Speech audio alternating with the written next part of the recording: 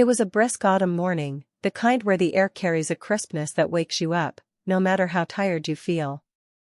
James, an elderly man in his late 70s, shuffled into the small diner tucked away in the corner of a quiet neighborhood.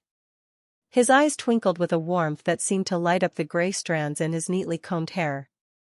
He wore a well-worn coat, a scarf draped around his neck, and carried himself with an air of calm dignity. James had always loved diners. There was something nostalgic about the smell of fresh coffee brewing and the sound of a spatula clinking against a griddle. He took a seat by the window, gazing outside at the yellow leaves swirling in the wind. For him, this was a simple joy, a quiet breakfast, a moment to himself before another day began. As he waited for a server to approach, he noticed the woman behind the counter. She was middle-aged, with an impatient expression and arms crossed over her uniform. Her name tag read Margaret.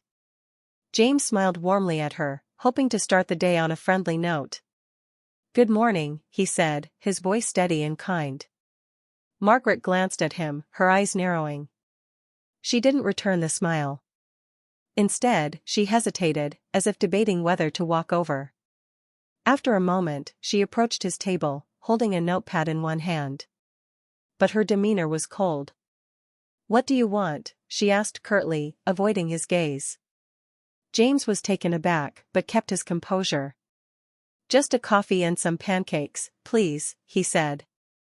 Margaret scribbled something on her notepad but didn't move. She looked at him again, this time more closely, and her expression hardened. "We don't serve your kind here," she said flatly, her voice low but biting. James felt a pang in his chest. It wasn't the first time he'd faced such prejudice, but it always cut deep. He took a slow breath, trying to process her words. "My kind?" he asked gently, though he already knew what she meant. Margaret crossed her arms, standing firm. "You heard me," she said. "Maybe you should try somewhere else." The diner seemed to grow quieter, the hum of conversation fading as nearby patrons began to notice the tension. James sat there for a moment, his hands resting on the table. He felt the weight of decades of struggles pressing down on him, yet he refused to let bitterness take over. Instead, he spoke with quiet strength. "I've been coming to places like this my whole life," he said, his voice steady. "Sometimes I've been welcomed with open arms, and other times, well, I've met people like you. But I'll tell you this, kindness costs nothing. Maybe you'll see that one day." Margaret rolled her eyes, muttering something under her breath, and turned to walk away. James decided not to argue further. He stood up, reaching for his coat.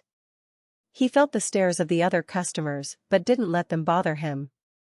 As he prepared to leave, the door of the diner swung open.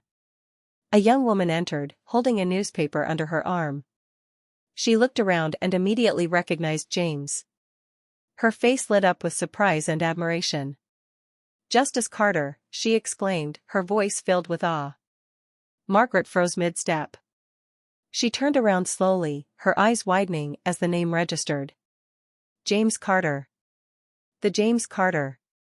The man she had just insulted wasn't just any elderly customer, he was one of the most respected Supreme Court judges in the country, known for his relentless fight for civil rights and equality.